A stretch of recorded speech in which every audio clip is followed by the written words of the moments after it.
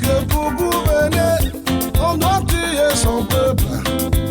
Pour des galons, on doit tuer son peuple. Ils ont tué Dagoula. C'est les mêmes qui sont là. Ils ont tué Bogadoudou. C'est les mêmes qui sont là. Ils ont tué Masséna Yassé. Ils ont tué Johnny Kobena. C'est les mêmes qui sont là. Elio, Elio, Elio. Elio, Elio, Elio. Toutes ces femmes enceintes, violées et ventrées.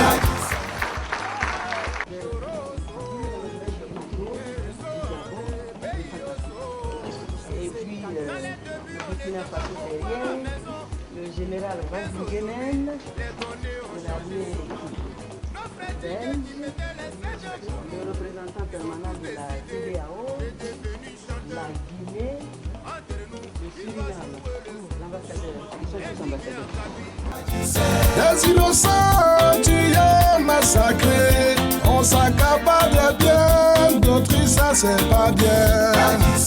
Un jour ou l'autre, ce qui est sûr, justice sera rendue. Oh, eh.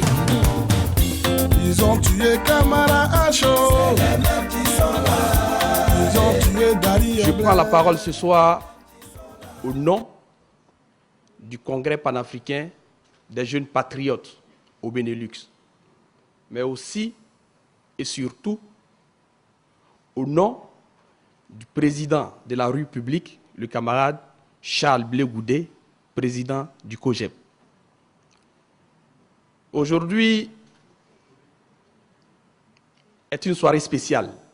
Cette soirée est spéciale parce que nous avons parmi nous la mère de toute la nation, notre maman, la première dame de la République de Côte d'Ivoire.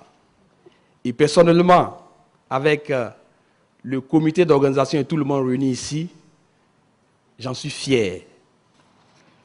Pour nous, Ivoiriens, le bouquet que constituent les témoignages et jugements favorables sur l'œuvre de Mme Simone et Yves Gbagbo rappelle combien cette grande dame au courage exceptionnel pèse avec sa détermination et sa lucidité bien connue sur le destin de son pays, la Côte d'Ivoire.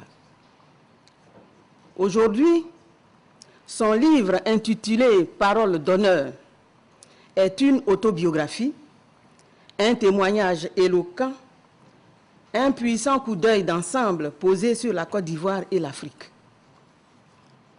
En effet, Paroles d'honneur trace la voie d'une Afrique moderne qui ne renie pas ses traditions et son passé et qui se donne les moyens de devenir souveraine et indépendante à l'intérieur comme à l'extérieur. Au bout de ma lecture, j'ai encore plus d'admiration pour une femme d'honneur que les honneurs ne grisent pas. En effet, comment comprendre que, et je commence à entrer dans le livre, à un moment crucial dans son existence, à savoir l'investiture de son mari, le président Laurent Gbagbo, à la présidence de la République, ce que nous dit Mme Gbagbo, elle parle de mémoire, de foi, mais aussi de responsabilité. Donc elle n'est pas grisée. La mémoire qu'elle nous relate ainsi, parce que j'ai tenu, je sais que beaucoup l'ont pris là tout de suite, donc c'est pour que vous ayez envie, vite, après cette cérémonie, d'aller tout dévorer comme moi je l'ai fait en si peu de temps. Elle dit, je la cite, « Ce jour du 26 octobre, jour de l'investiture de Laurent, à vrai dire, je pense intensément à mon père, à ce que son éducation a fait de nous, à l'amour de ce pays qu'il a su nous communiquer. J'ai en tête ces phrases, tandis que je serre les mains, salue ces hommes qui célèbrent dans la joie la victoire de la démocratie sur la force. Ainsi, pour peu qu'on s'en donne la peine, pour peu qu'on ait un idéal et qu'on sache aussi retrousser ses manches, la destinée ouvre très grand ses bras. Je suis ému. J'ai envie de dire à cet instant précis à tous les jeunes et moins jeunes, à tous les anciens de mon pays, accrochez-vous à vos rêves, à votre vision, l'utopie est le moteur de l'histoire. » Ça m'a frappé. L'utopie est le moteur de l'histoire. C'est une phrase forte qui mérite de figurer comme une maxime dans bien de luttes. menée aujourd'hui par ceux qu'on qualifie avec condescendance d'idéalistes. Je me suis dit qu'il serait bon effectivement d'écrire pour rendre témoignage de tout ce que nous avons vécu. Pour dire aux Ivoiriens, mais pour dire également à tous les autres Africains, mais pour dire également au reste du monde, ma part de vérité sur ce qui se passe en Côte d'Ivoire, sur le rôle que chacun y a joué en Côte d'Ivoire, sur le rôle que les médias occidentaux ont joué en Côte d'Ivoire, et sur les dangers que représentent les médias occidentaux dans nos pays, sur le rôle que le régime de M. Chirac a joué en Côte d'Ivoire, sur la responsabilité que ce régime a dans la crise que traverse la Côte d'Ivoire, mais également sur le rôle joué par certains pays africains même dans la crise de Côte d'Ivoire, et sur le rôle joué par les Ivoiriens eux-mêmes dans la crise de Côte d'Ivoire. Nous avons été diabolisés et nous avons reçu tout. Moi, je suis une tueuse, une organisatrice d'escadron de la mort. Même lorsque M. Kieffer a disparu, c'était encore de ma faute. Je suis, comment on dit ça, esclavagiste d'enfants. Mon régime et moi. J'ai pactisé avec Trafigura pour déverser les déchets toxiques en Côte d'Ivoire, à Abidjan. Qu'est-ce que j'ai fait encore?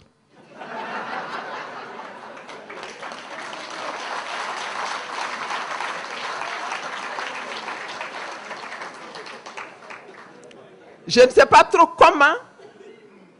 Oui, j'organisais les patriotes. Et je ne sais pas trop comment j'ai réussi à échapper aux sanctions de l'ONU. Je me suis dit que ça pouvait être une bonne thérapeutique de se vider pour qu'il n'y ait plus ni chagrin, ni haine, ni désespoir. Que tout soit vidé comme on vide un furoncle pour mieux le soigner et pour mieux en guérir. Parce qu'il est important que nous guérissions de cela. Il est important que nous guérissions pour nous-mêmes, pour que ça ne nous ronge pas intérieurement, que ça ne devienne pas un ulcère qui s'installe dans notre ventre. Mais il est important également que nous guérissions parce que nous devons continuer de vivre avec les autres Ivoiriens qui nous ont fait tellement souffrir hier et aujourd'hui encore.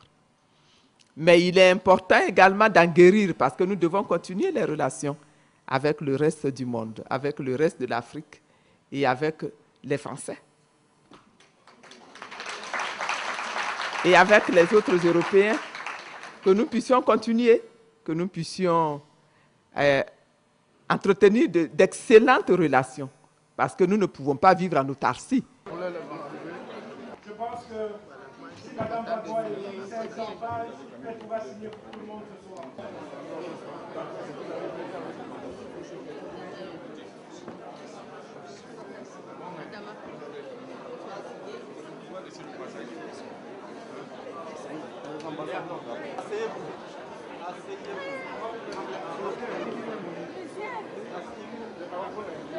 Monsieur, tout à l'heure, je vais prendre ça.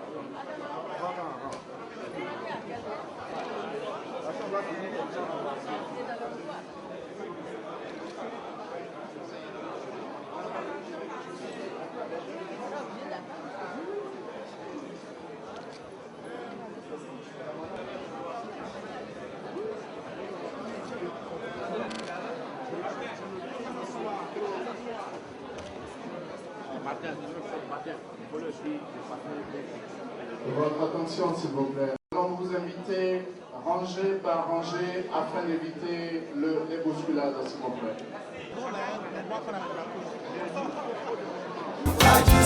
Tôt ou tard, ce qui est sûr, justice sera rendue. Officier Meibo. Elio, Elio, Elio, Elio, Elio, Elio.